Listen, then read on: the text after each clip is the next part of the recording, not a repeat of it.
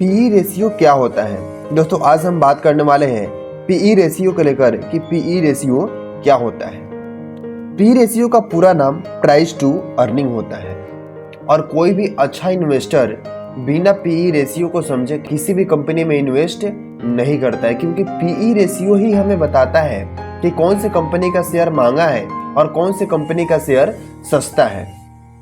और बिना PE ratio को समझे आप अगर किसी कंपनी में इन्वेस्ट कर दिए तो हो सकता है कि आप जिस कंपनी का शेयर सस्ता में खरीदना चाहिए आप उसको महंगा में खरीद ले। जो शेयर आपको 10 रुपए पे खरीदना चाहिए था आप उसको 20 रुपए में खरीद लेंगे, तो फिर आपको इसमें प्रॉफिट जो है वो नीचे की तरफ मतलब कम होगा, हो सकता है लॉस होने का भी चांस बढ़ जाए। तो इसलिए बिना पीई रेशियो को समझे आप किसी भी कंपनी के शेयर को बाई न करें।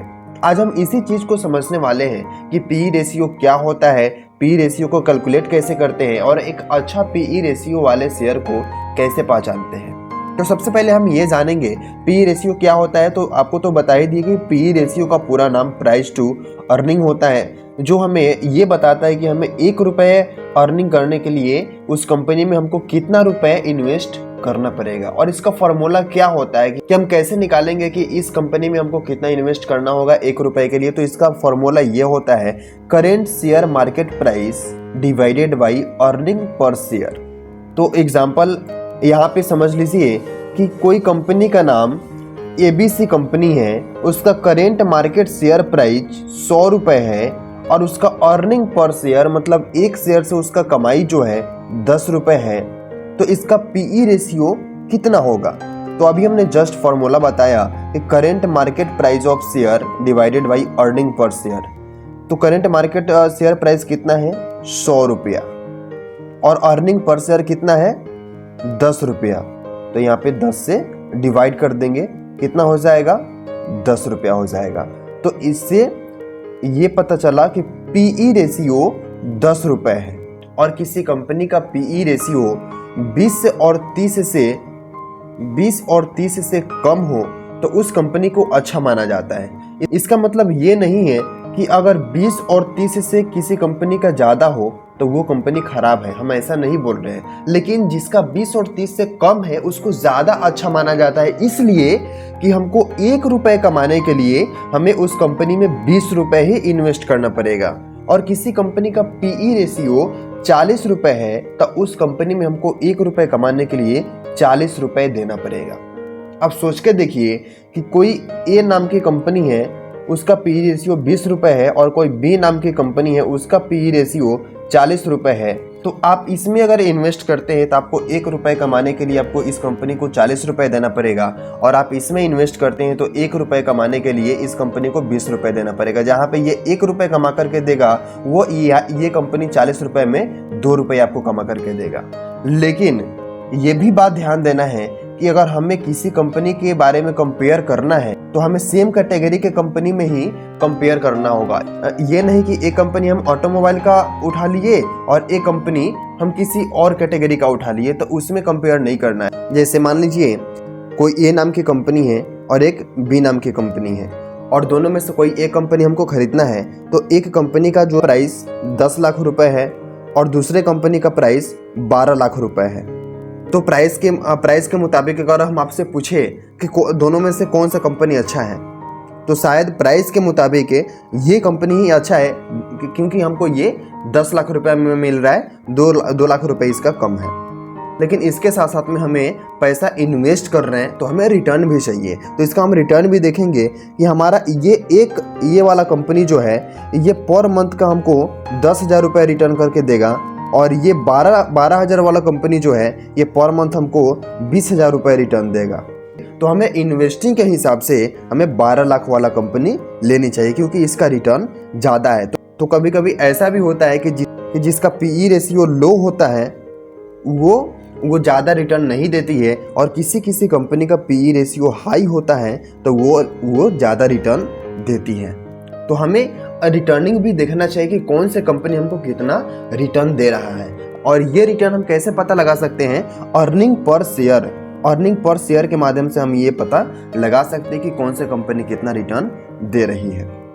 हमें किसी भी कंपनी के शेयर को बाई करने से पहले उस कंपनी का कम से कम 3 से 4 साल का परफॉर्मेंस भी जांच कर लेनी चाहिए, देख लेनी चाहिए कि उस कंपनी का 3 से 4 साल में परफॉर्मेंस कैसा रहा और 3 से 4 साल में उसका अर्निंग प्राइस बढ़ा या घटा, उसका शेयर प्राइस बढ़ा या घटा और उसका पीई रेशियो भी बढ़ा या घटा। अब इसको हम चेक कैसे करेंगे, कैसे जांच करेंगे, तो इसको हम एक एग्जाम्पल के तौर पे समझ लेते हैं। मानते हैं कि यहाँ पे कोई ए नाम की कंपनी है और इसका 4 साल का परफॉर्मेंस देखना है, तो यहाँ पे ईयर्स में 1 2 3 4 यहाँ पे लिख देंगे और यहाँ पे ईपीएस अर्निंग पर शेयर, उसका एक शेयर से अर्निंग कितना हो रही है। तो मानते हैं कि एक साल में उसका अर्निंग जो रहा 10 रुपये, अगला साल 11 रुपये, उसके अगला साल 12 रुपये और यहाँ पे अगला साल 13 रुपये। और उसका शेयर प्राइस जो है एक साल में रहा यहाँ पे 100 रुपये, फिर यहाँ पे रहा 110 रुपये, फिर यहाँ पे 120 रुपये और यहाँ पे 130 रुपये। तो इसका पीई रेशियो क्या होगा, इस सबको यहाँ पे डिवाइड कर देंगे। तो इसका पी रेशियो हो जाएगा 10, इसका पी रेशियो हो जाएगा 10, फिर इसका भी 10 हो जाएगा, फिर इसका भी 10 हो जाएगा। अब देखिए दोस्तों कि अर्निंग पर शेयर जो है इसका प्रत्येक साल कोई खास ग्रोथ नहीं किया, 1-1 रुपये का ग्रोथ किया, 1-1 रुपये का ग्रोथ किया, यानी कि 5% ग्रोथ किया प्रत्येक साल। और अर्निंग पर शेयर भी सेम, लेकिन इसका पीई रेशियो नहीं बढ़ा। तो ये जो कंपनी है ये लो पीई वाले लो ग्रोथ कंपनी है, मतलब ये इसका पीई रेशियो ज़्यादा नहीं है तो इसका रिटर्न भी ज़्यादा नहीं है। वही अगर हम दूसरा कंपनी को देखें कि वो किस तरीके से परफॉर्मेंस कर रही है, तो उसका भी हम 4 साल का कैलकुलेट करेंगे, 1 2 3 4। और इसका अर्निंग पर शेयर का बात करें तो इसका फर्स्ट ईयर जो था इसका 10 रुपये था, फिर उसके अगला साल 20 रुपये, फिर 40 रुपये, फिर 80 रुपये। और इसका शेयर प्राइस जो रहा ये यहाँ पे पहला साल 100 रुपये, दूसरा साल 400 रुपये, तीसरा साल 1200 रुपये और फिर यहाँ पे 3200 रुपये।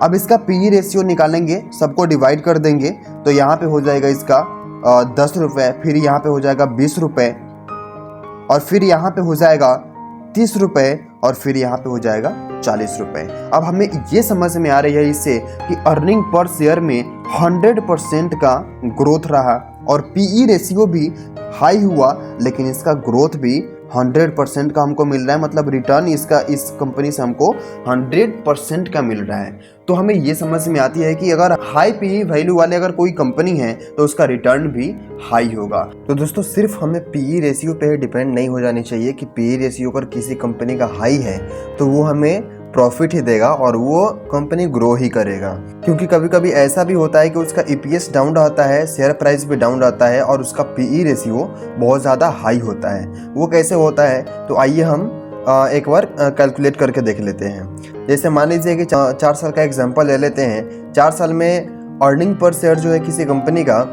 यहाँ पे 20 रुपये है और उसका शेयर प्राइस 200 रुपये है।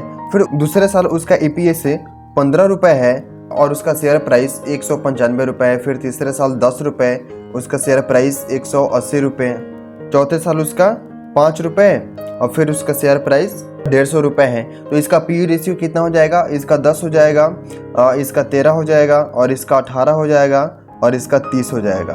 तो इस तरीके से आप देख सकते हैं कि इसका पीई रेशियो बढ़ते चला गया और ईपीएस जो है अर्निंग पर शेयर ये ईयर बाई ईयर डाउन हुआ, इसका शेयर प्राइस भी डाउन हुआ और इसका पीई रेशियो बढ़ गया। तो इसका मतलब ये नहीं है कि सिर्फ अगर पीई रेशियो हाई है तो हमें वो कंपनी प्रॉफिट ही देगा, ऐसा बिल्कुल नहीं है।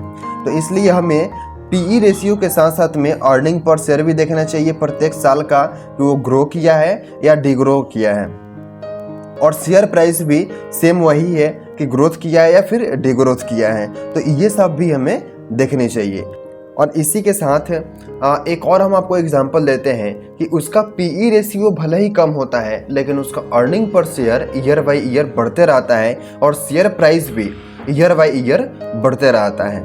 तो आइए उसको भी समझ लेते हैं कि वो कैसे होता है। जैसे मान लीजिए कि यहाँ पे 4 साल का हम एग्जांपल ले लिए और ईपीएस अर्निंग पर शेयर यहाँ पे है 20 रुपये, फिर हुआ उसके बाद 40 रुपये, 80 रुपये, फिर उसके बाद 160 रुपये।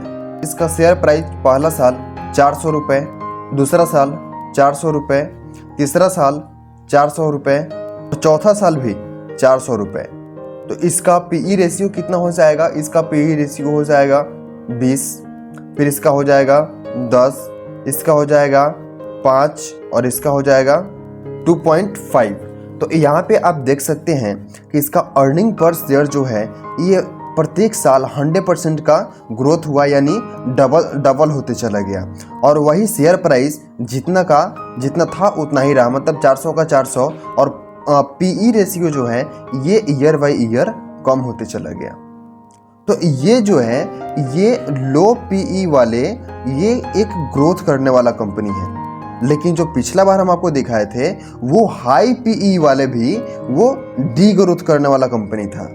तो इसलिए जो भी अच्छे इन्वेस्टर होते हैं वो पीई रेशियो के साथ साथ में प्रत्येक साल का ईपीएस भी देखते हैं और शेयर प्राइस भी देखते हैं, और वो किस तरह से देखते हैं और उसके अनुसार अपना पीई रेशियो कैसे निकालते हैं वो हमने आपको ये फार्मूले पे बता दिया। तो इस तरीके से आप आसानी से ईपीएस और शेयर प्राइस और पीई रेशियो निकाल सकते हैं और पता कर सकते हैं कि कौन से कंपनी ग्रोथ करने वाली है और कौन से कंपनी डी ग्रोथ करने वाली है।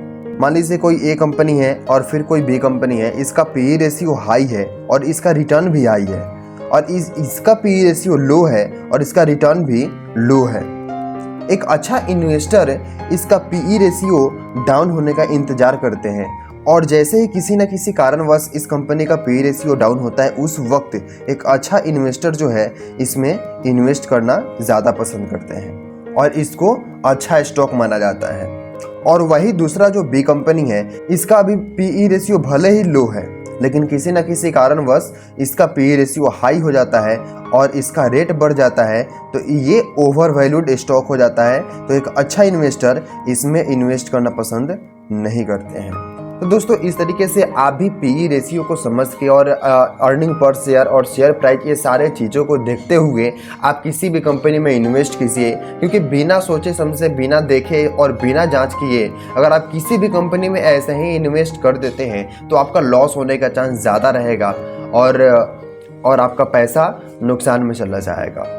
वीडियो अच्छा लगा हो तो वीडियो को लाइक करके चैनल को सब्सक्राइब जरूर कर दीजिएगा, ताकि अगला वीडियो का नोटिफिकेशन सबसे पहले आपके पास पहुंच जाएगा। फिर मिलते हैं नेक्स्ट वीडियो में, तब तक के लिए जय हिंद।